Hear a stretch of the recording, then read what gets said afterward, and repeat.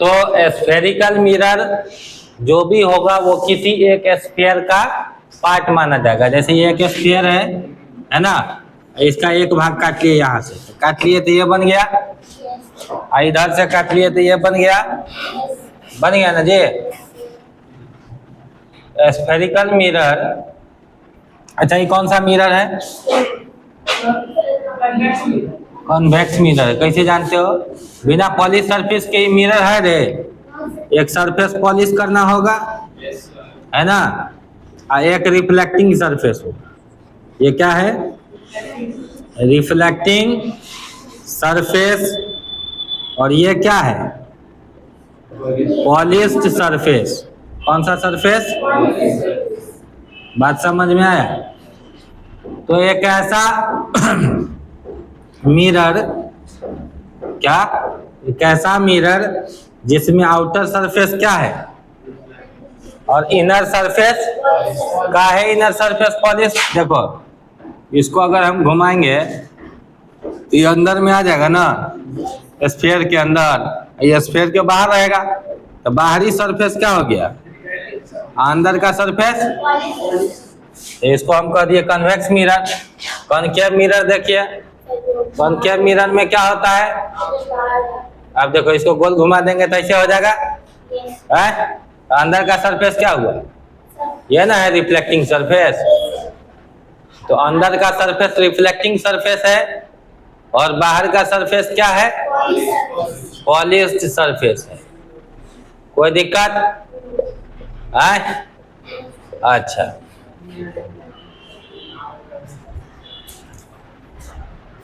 समझ में आया कौन कॉन्वेक्स और कौन कॉनकेव? देखो प्रणाम करने आता है तुम लोगों को? हाँ, सब आदमी ऐसे प्रणाम करो, हाथ कहीं फैला के। हाँ, वो अंबानी अंबानी जी जैसे इन्हें नहीं प्रणाम करना है, ये ना रखना है, ठीक है? और हम जो कहेंगे वही पालन करना होगा, है ना? कहो जो हुक्म मेरे आका। कहो कहो ना, हम सिखाते हैं तुम लोगों को चोरी करना। हाँ, क्या बोले हैं आप लोग? जो हुक्म मेरे आका। तो इसको ऐसे रख दीजिए, समझ गए? ऐसे रख दिए। देखो ये हाथ जो है इधर रखिए, इसको बना लीजिए, खाली बाहरी सरफेस पॉलिश कीजिए। और इधर क्या रखे थे? ऐसे था ना? हाँ, इसका अंदर का सरफेस पॉलिश कीजिए। कौन सा मिरर बनाइए? ये दाहिना हाथ वाला कॉन्वेक्स बना देगा, इधर वाला कॉनकेव। खाली याद रखना है कि आपको सरफेस कौन सा पॉलिश करना है, तो दाहिने में पॉलिश करना है। उल्टा बोल दिए। ये कॉनकेव है, और सॉरी देखो ये कॉनकेव हुआ, दाहिना वाला क्या हुआ? कॉनकेव, और बायां वाला कॉन्वेक्स। समझ में आया ना? कॉनकेव मिरर और ये यहाँ भी हम बता चुके हैं आपको, ये कन्वेक्स मिरर है, उधर कॉनकेव मिरर है। समझ में आया? तो दाहिना हाथ आपका कॉनकेव मिरर चला जाएगा और बायां कॉन्वेक्स। जो हुक्म मेरे आका। ओ गलती से हम उल्टा बोल दिए थे ना, नोट करो इसको।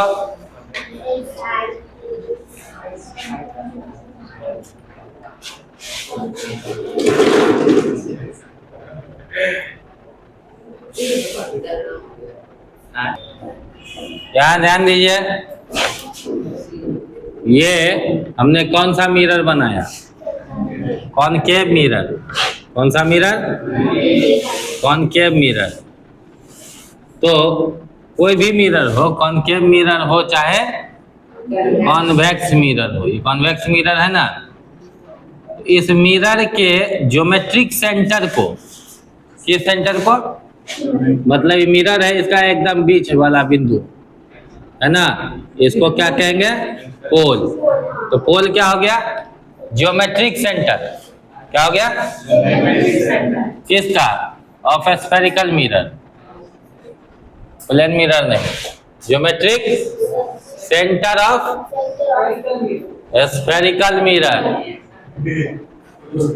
स्फेरिकल मिरर तो दो तरह के होते हैं, कॉनकेव एंड कॉन्वेक्स। इसमें नहीं होगा पोल, यहाँ से यहाँ नाप लेना, बीच में बिंदु रख देना, है ना, मिड पॉइंट, यही हो जाएगा क्या, पोल। समझ गए? अच्छा भाई मेरे इधर देखो, ये पोल, ये क्या बनाया हमने, कॉनकेव मिरर। कॉनकेव मिरर में पोल बना लिया, ठीक है। कोई दिक्कत है आप लोगों को? अगर हम इसको कंप्लीट स्फीयर बना दें तो इसका तो सेंटर होगा ना जी, क्योंकि मैंने आपको बताया स्फेरिकल मिरर किसी स्फीयर का ही पार्ट है, तो उस स्फीयर के सेंटर से पोल तक लाइन खींच देते हैं, है ना। पहली बात तो आप समझ लो कि ये सेंटर हो गया। कौन सेंटर हो गया? ये जो स्फेरिकल मिरर है ना, जिस स्फीयर का पार्ट है उसका सेंटर क्या कहलाएगा? Centre of curvature. Centre of, बात समझे? इसमें भी वही होगा, इसमें हम यही बना लें, ठीक है। तो इसका सेंटर जो होगा वो क्या कहलाएगा? Centre of curvature. तो कोई भी स्फेरिकल मिरर आइदर कॉनकेव और कन्वेक्स, जिस स्फीयर का पार्ट है ना, उस स्फीयर का सेंटर क्या कहलाएगा? Centre of curvature. तो it is the centre of sphere, it is the centre of sphere of which mirror is a part. Mirror is a part. Mirror एक part है। ये क्या कहलाया? Centre of curvature. Is there any problem? No problem.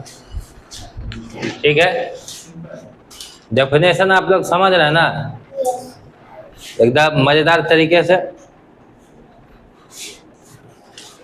अब देखो ना, देखो centre of curvature और पोल के बीच के दूरी को क्या कहेंगे? हाँ, आर। क्या कि आप जानते हैं सेंटर से सरकमफ्रेंस तक रेडियस होता है, तो इसमें भी सेंटर ऑफ कर्वेचर से पोल तक के बीच की दूरी को क्या कहेंगे? आर, मतलब radius of curvature. Radius of curvature को हम दिखाएंगे आर से, ठीक है। और इसको क्या लिखेंगे? द डिस्टेंस बिटवीन, शाबाश, आप लोग समझदार लोग हैं, सभी लिख लेते हैं सेंटर ऑफ और समझ भी लेते हैं। The distance between centre of curvature and pole. हो गया? कोई दिक्कत, कोई शक? No sir.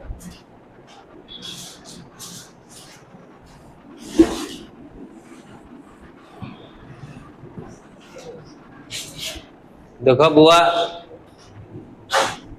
हाँ यहाँ ध्यान दीजिए, इसमें अगर आपने बनाया, ये कौन सा था?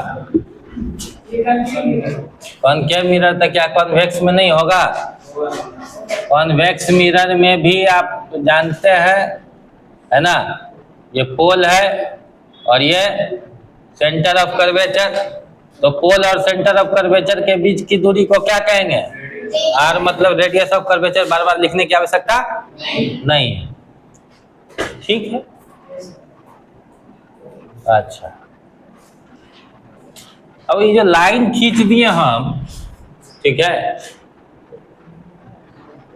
ये क्या है?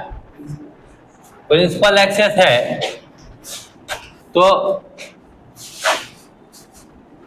ऐसे समझिए, आप ये भी जान लीजिए कि सेंटर ऑफ कर्वेचर और पोल के बीचों बीच क्या होता है? फोकस होता है। इसमें भी सेंटर ऑफ कर्वेचर और पोल के बीचों बीच क्या होगा? ठीक है। और एक ऐसा इमेजिनरी लाइन जो पोल, फोकस और सेंटर ऑफ कर्वेचर से पास करे, उसको हम क्या कहते हैं? प्रिंसिपल। हाँ, ये स्कूल के प्रिंसिपल वाला प्रिंसिपल है ना। PLE मत लिख देना, यह प्रिंसिपल एक्सिस। यहाँ भी क्या होगा, वो इमेजिनरी लाइन जो कहां से पास करे, centre of curvature, focus and pole, इसको हम क्या कहेंगे, प्रिंसिपल एक्सिस। डिफाइन कीजिए इसको, प्रिंसिपल एक्सिस को। एन इमेजिनरी लाइन, हाँ वास्तविकता में इमेजिनरी लाइन है। एन इमेजिनरी लाइन दैट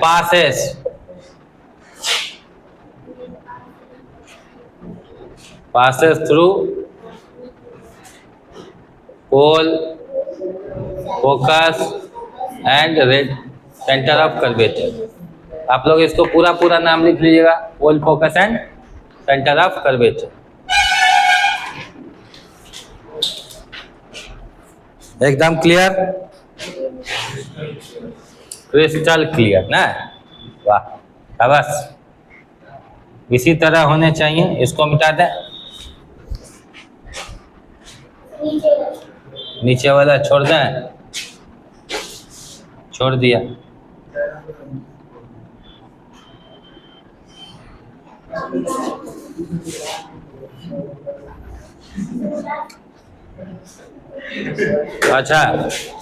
अच्छा आगे देखिए, क्या देखिए,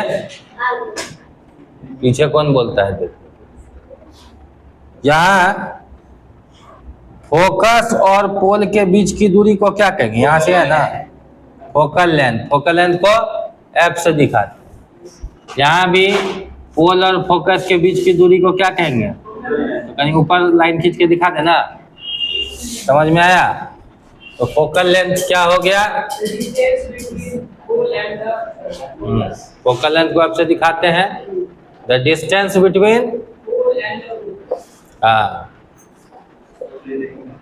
पोल and focus, the distance between pole and focus हो गया फोकल लेंथ। कोई दिक्कत, तब राजी खुशी। दिक्कत तो अब है, फोकल प्लेन क्या होता है ये बताइए।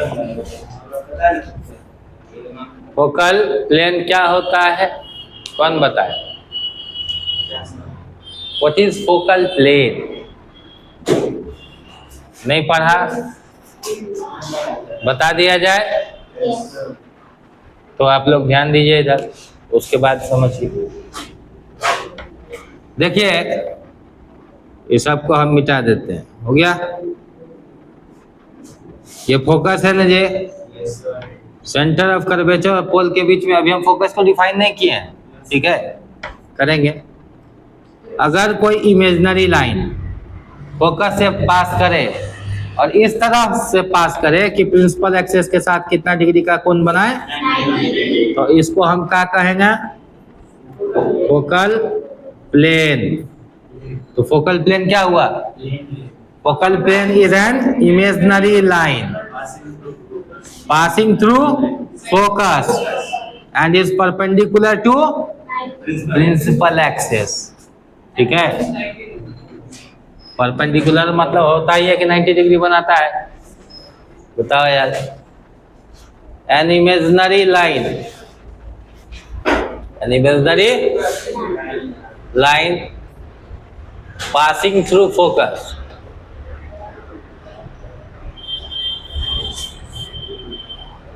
and is perpendicular to the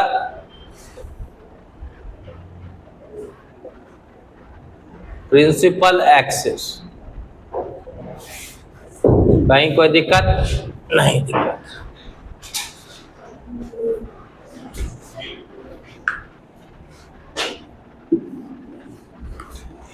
इसमें भी फोकल प्लेन दिखा सकते हैं ना जी, यहाँ से फोकस से पास करा देंगे प्रिंसिपल एक्सिस के साथ, 90 डिग्री का एंगल बना रहा है।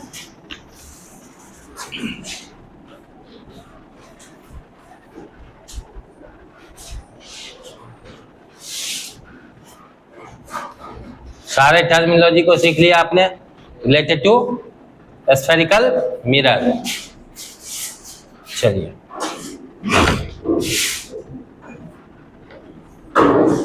अब कुछ बातों को सीखिए।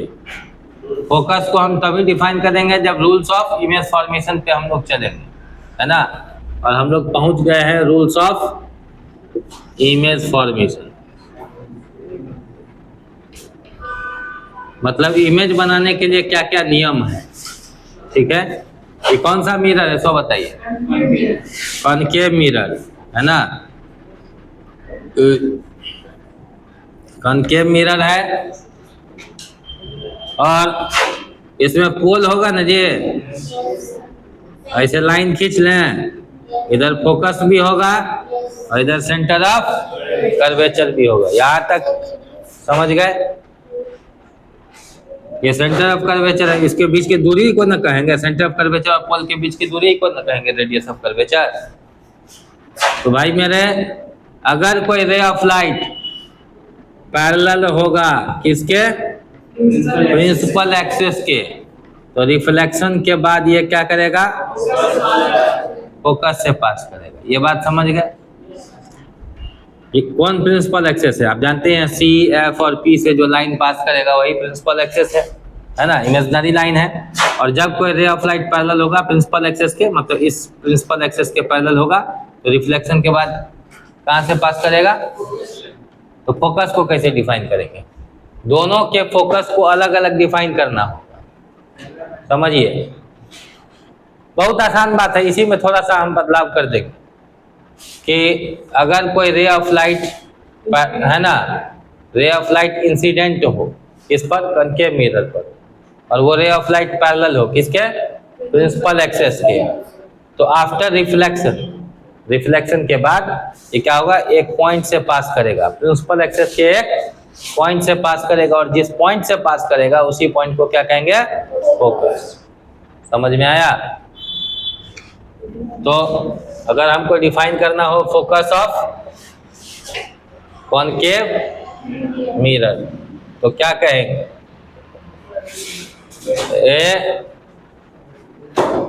When a ray of light parallel to principal axis, parallel to principal axis is incident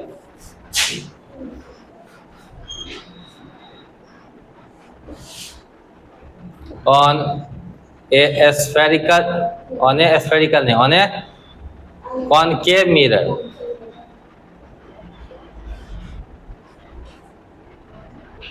ठीक है। आफ्टर रिफ्लेक्शन, ठीक है, it passes through a point,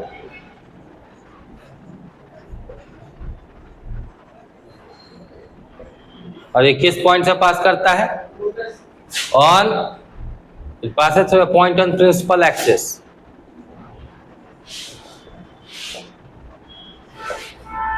This point is called focus of concave mirror.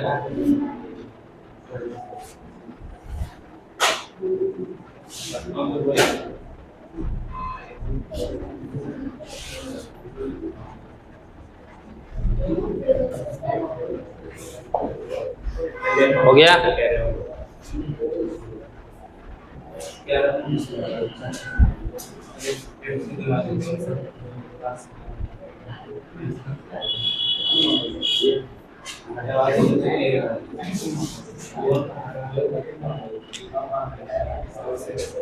अच्छा, रूल्स ऑफ इमेज फॉर्मेशन में आपने एक बात समझ लिया कि अगर कोई रे ऑफ लाइट पैरेलल होगा प्रिंसिपल एक्सिस के, इस एक्सिस के, है ना, और ये इंसिडेंट होगा कॉनकेव मिरर पे, तो रिफ्लेक्शन के बाद कहां से पास करेगा?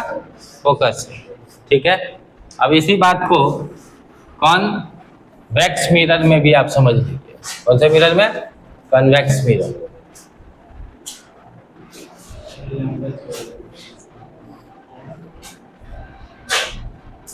ये कौन सा मिरर है? Convex mirror. इसमें पोल कहाँ होगा? बीच में। ये फोकस और ये सेंटर ऑफ कर्वेचर। अगर कोई रे ऑफ लाइट पैरेलल होगा प्रिंसिपल एक्सेस के, किसके, ये ना है प्रिंसिपल एक्सेस, इसके पैरेलल अगर कोई रे ऑफ लाइट होगा जो इंसिडेंट होगा किस पे, कॉन्वेक्स मिरर पे, तो रिफ्लेक्शन के बाद है ना ये लगेगा कि कहाँ से निकल रहा है, फोकस से। बात समझ गया? तो when a ray of light parallel to the principal axis is incident on a convex mirror, after reflection it appears to diverge from a point and that point is called focus। बात समझ में आया? Reflection के बाद ये light रे जो है रिफ्लेक्शन के बाद जिस पॉइंट से निकलते हुए प्रतीत होता है प्रिंसिपल एक्सेस के जिस पॉइंट से, उस पॉइंट को क्या कहेंगे, फोकस कहेंगे। ठीक है, समझ गया बात? ये लिख लिया?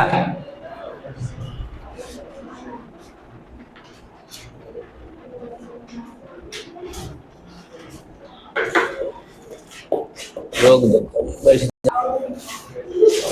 देखो ये जो हमने कॉन्वेक्स मिरर बनाया, इस कॉन्वेक्स मिरर में क्या है कि जब एक रे ऑफ लाइट को हम इंसिडेंट करेंगे कॉन्वेक्स मिरर पर इस तरह से कि ये पैरेलल हो किसके, प्रिंसिपल एक्सेस के, तो रिफ्लेक्शन के बाद ये लगेगा एक पॉइंट से निकल रहा है जो कि प्रिंसिपल एक्सेस पर है, इसी पॉइंट को क्या कहेंगे, फोकस।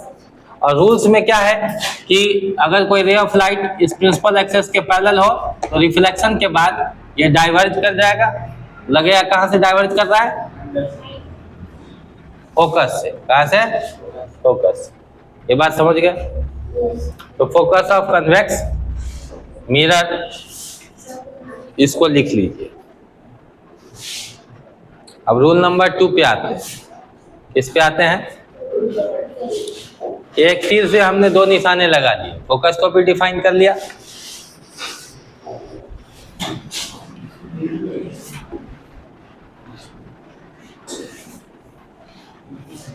रूल नंबर 2, यहां ध्यान दीजिए, ये क्या है,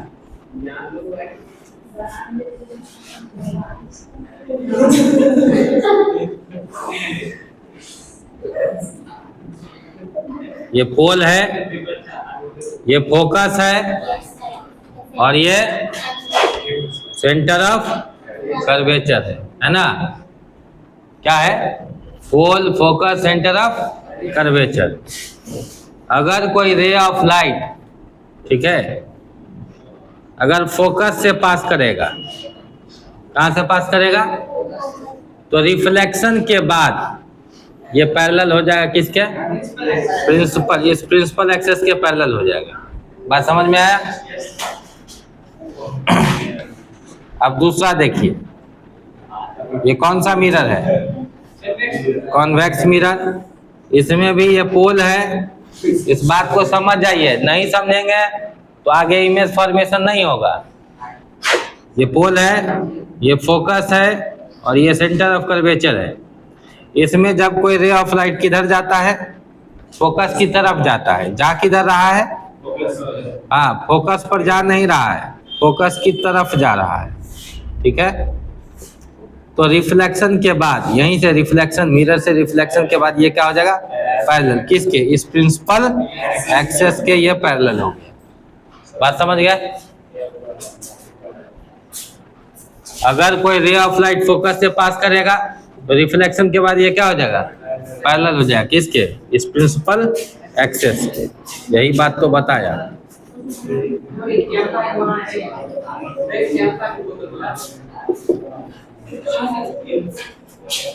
ठीक है, 2 रूल हम लोग समझ गए।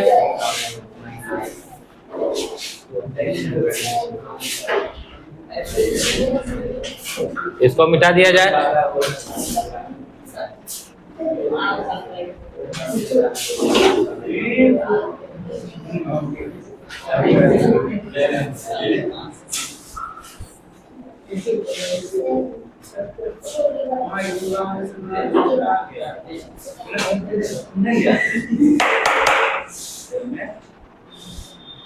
कोई ये वाला समझा दीजिए, वो वाला समझा दीजिए, ध्यान कहाँ है आप लोग का, सिर्फ लिखने पे। अगर कोई रे ऑफ लाइट फोकस की तरफ आएगा, किस में? कॉन्वेक्स मिरर में, तो रिफ्लेक्शन के बाद वो इस प्रिंसिपल एक्सिस के पैरेलल हो जाएगा। समझ में आया? बना लिया आप लोगों ने?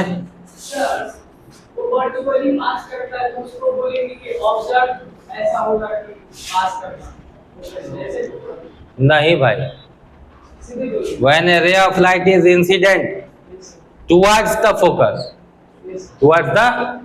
फोकस के तरफ इंसिडेंट होता है, फोकस पर इंसिडेंट नहीं होता है। After reflection it becomes parallel to principal axis. बात समझा?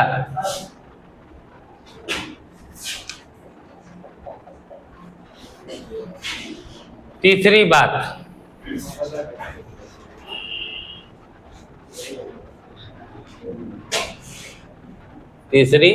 बात, ये कौन सा मिरर हमने बनाया? क्या क्या देंगे यहाँ? पोल, फोकस और ये सेंटर ऑफ कर्वेचर। कहीं कोई दिक्कत?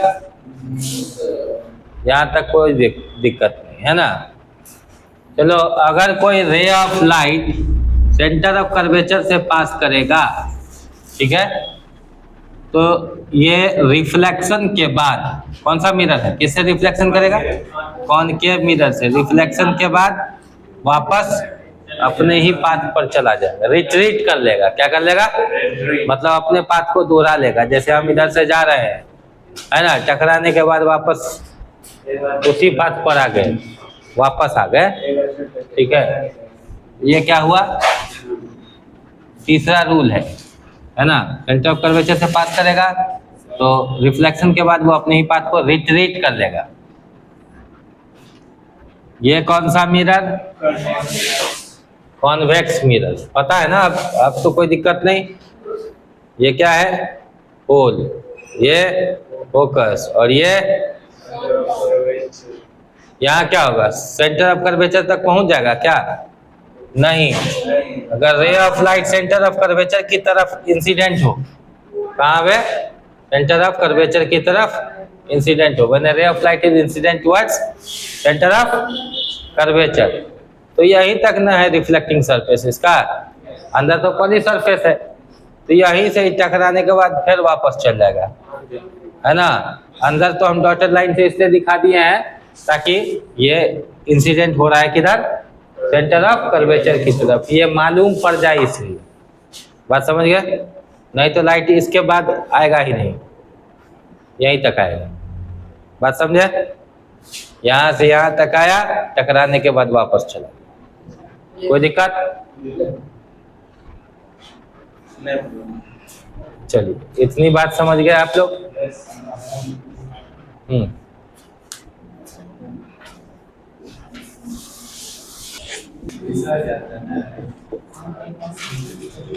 हाँ, ये कौन सा मिरर है जी? कॉनकेव मिरर है। इसमें पोल होता है, फोकस भी होता होगा, सेंटर ऑफ कर्वेचर भी होता है। तो जब कोई रे ऑफ लाइट इधर इंसिडेंट हो, पोल पर, समझ गए, तो ये प्रिंसिपल एक्सिस के साथ क्या बनेगा? Angle of incidence. तो जब पोल पे इंसिडेंट होगा ना, तो उतना ही एंगल बना के ये वापस लौट जाएगा उसी मीडियम में। मतलब एंगल आई किसके बराबर हो जाएगा? एंगल आर के। बात समझ में आ गया? हाँ, यहाँ ये देखो, इसमें भी ये कौन सा मिरर है? Convex mirror. यहाँ ये पोल हो गया, ये फोकस और ये सेंटर ऑफ कर्वेचर। अगर कोई रे ऑफ लाइट इंसिडेंट होगा पोल पर, तो उतना ही एंगल बना के वापस हो जाएगा। जितना एंगल ऑफ इंसिडेंस होगा उतना ही एंगल ऑफ रिफ्लेक्शन होगा। ये बात याद रहेगा। अब आपको जब इमेज फॉर्मेशन करना है तो रूल नंबर 1 और रूल नंबर 3 को बखूबी याद रखिएगा। इसको आप लोग एक बार देख लीजिए, रूल नंबर 1 और रूल नंबर 3, इसको नोट करने के बाद अब हम लोग आपको, जैसे आपको बता दिया कि रूल नंबर 1 और रूल नंबर 3 पे आप ज़्यादा फोकस करेंगे, पहला क्या है कि अगर कोई रे ऑफ लाइट पास करेगा फोकस से, सॉरी, अगर ray of light principal axis के पैरेलल होगा तो कहाँ से पास करेगा? फोकस से। और दूसरा क्या बताया कि सेंटर ऑफ कर्वेचर की तरफ अगर जाएगा तो वापस अपने पाथ को रिट्रीट कर लेता है। इस दो का मैक्सिमम यूज करना है और आपको इमेज बनाना है। तो अब हम लोग आ गए इमेज फॉर्मेशन पर। किस पर? इमेज फॉर्मेशन इन कॉनकेव मिरर। देखो पहला केस है when object is at infinity. When object is at infinity, object कहाँ पर है बउआ? इंफिनिटी पूछता है जो बहुत दूर हो, ठीक है। तो कॉनकेव मिरर ऐसा ही ना होता है जी, तुम्हें शक है? नहीं ना। और ये पोल हुआ, इधर फोकस, इधर सेंटर ऑफ कर्वेचर, ठीक है। पोल, फोकस और सेंटर ऑफ कर्वेचर, कहीं कोई दिक्कत नहीं। अगर जब ऑब्जेक्ट इंफिनिटी पे है तो रे ऑफ लाइट कैसा होगा? रे ऑफ लाइट पैरेलल होगा, ऐसे। रे ऑफ लाइट क्या होगा? तो दूगो रे ऑफ लाइट ले लेते हैं, ले लिया ना। एक को सिंगल एरो से दिखाए तो दूसरे को डबल एरो से। तो रिफ्लेक्शन के बाद जो रे ऑफ लाइट पैरेलल होता है प्रिंसिपल एक्सिस के, वो रिफ्लेक्शन के बाद कहाँ से पास करेगा? और यहाँ भी क्या होगा? फोकस से पास करेगा, ऐसे, है ना। अब कहाँ मिला? फोकस पर मिला, फोकस पर नहीं मिला, फोकस पर, ठीक है। तो इमेज कहाँ बनेगा? देखिए आपको लिखना क्या है, पहला है पोजीशन, दूसरा साइज। पहला क्या लिखना है? किसका? इमेज का। दूसरा साइज और तीसरा नेचर। यही तीन गो बात करते हैं। इसको आप कहीं पर भी लिख लीजिए कि हमको लिखना क्या है। पोजीशन ऑफ इमेज मतलब इमेज कहाँ बना है? तो image is formed at focus, focus पर बना है। और क्या जानकारी मिला आपको? साइज बोलो। हाँ, इमेज इज पॉइंट साइज अगर लिख दे तो कोई दिक्कत है? हाईली डिमिनिश कहने से मतलब हो गया बहुत छोटा है, वो भी गलत नहीं है, लेकिन हम वो highly enlarged, highly diminished word का इस्तेमाल नहीं करते हैं, ठीक है। हमने देखा कि पॉइंट पर मिल रहा है तो पॉइंट साइज होगा, बिंदु के आकार का होगा। और तीसरा नेचर, जब ये दूगो लाइट रे एक दूसरे को काट दे तब तो रियल इमेज बनाएगा। इमेज कैसा होगा? और रियल हमेशा क्या होता है? इन्वर्टेड। समझ में आया? बनाइए।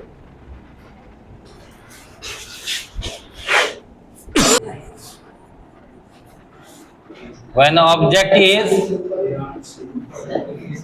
beyond C, C मतलब सेंटर ऑफ कर्वेचर। तो देखो भाई, ये हमने क्या किया? कॉनकेव मिरर बना दिया। इसमें क्या दिखाएंगे?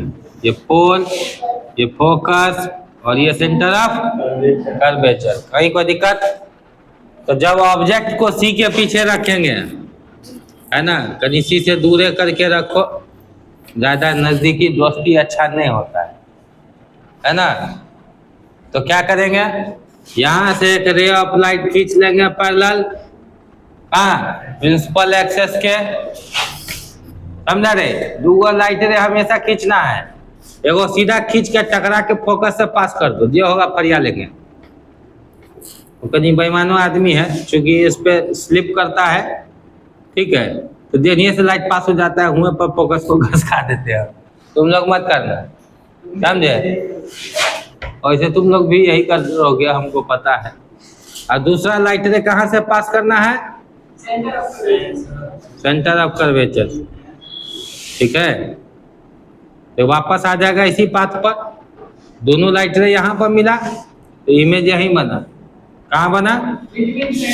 तो पोजीशन लिख लेंगे, image is formed between C and F, है ना। साइज कैसा है? बोका, ऑब्जेक्ट से छोटा है, ऑब्जेक्ट से छोटा है। और नेचर क्या है? ये उल्टा है। जब ये उल्टा है तो रियल है। अब लग नहीं रहा है तो हम क्या करें, सटा दें। ठीक है, आप स्केल से बनाएंगे, आपको पता चलेगा कि छोटा है। जब पॉइंट साइज बना था पहला, तो दूसरा उसे थोड़ा सा बड़ा हो। इमेज इज पोजीशन कहाँ है? Formed between C and F. Between हम पूरा नहीं लिखे हैं, BW लिख दिए। लेकिन एग्जाम में आप लोग ऐसे मत लिखिएगा, पूरा बिटवीन लिखिएगा।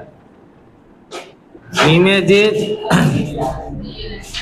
है ना, साइज का बात है, smaller than object, smaller than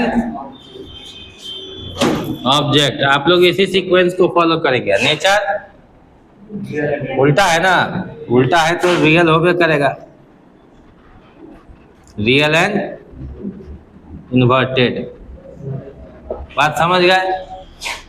कतौ दिक्कत नहीं ना? आता कहीं साइन कन्वेंशन के चेक क्या लिए? चलो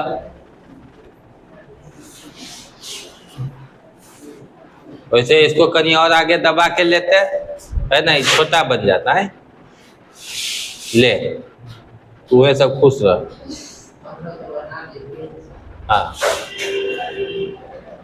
बना लिया था, अच्छा ठीक है।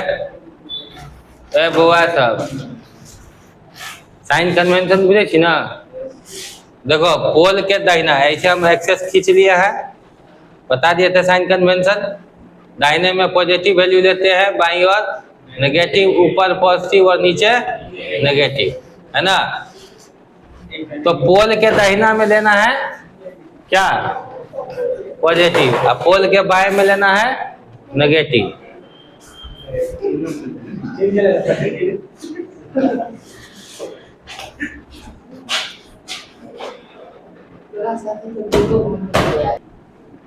देखो बोरे, ये ऑब्जेक्ट है और ये इमेज है, इस बात को ध्यान से समझिए। तो आप जानते हैं कि ऑब्जेक्ट से पोल तक की दूरी को क्या कहते हैं? नहीं जानते हैं तो जान लीजिए, ऑब्जेक्ट डिस्टेंस। कल ये बताए थे आप, है ना। मिरर से दूरी बताए थे प्लेन मिरर में। यहाँ ऑब्जेक्ट से पोल तक का दूरी क्या कहलाएगा? Object distance. ऑब्जेक्ट डिस्टेंस को किससे दिखाते हैं? यू से दिखाते हैं। और भी क्या हो गया? Image distance. इमेज यहाँ है, इमेज से पोल तक की दूरी को क्या कहेंगे? Image distance. कहीं कोई दिक्कत? और पोल से फोकस तक की दूरी को क्या कहेंगे? Focal length. ये तो भी था, ये फोकल लेंथ। P से F तक की दूरी को फोकल लेंथ का। बात समझ गया? अच्छा एक बात बताओ, ऑब्जेक्ट किधर है, बाएं में कि दाहिने में? पोल के किधर है, बाएं कि दाहिने? तो बाएं में क्या लोगे? नेगेटिव। अगर ऑब्जेक्ट कहेगा कि 20 सेंटीमीटर पे है तो तुम क्या लोगे? -20। समझ गया? Object negative. भी इमेज किधर बना है? पोल के बाएं। अगर इमेज बन रहा है 10 सेंटीमीटर पर तो तुम क्या लोगे? -10 लिखोगे, है ना। मतलब ये भी नेगेटिव। और फोकल लेंथ ये भी पोल के बाई ओर है ना, वो भी क्या होगा? अगर फोकल लेंथ 15 सेंटीमीटर दिया हो तो आप क्या लिखेंगे? -15। बात समझ गए? साइन कन्वेंशन में कोई दिक्कत नहीं। चलिए आज की सभा यहीं तक रहेगी।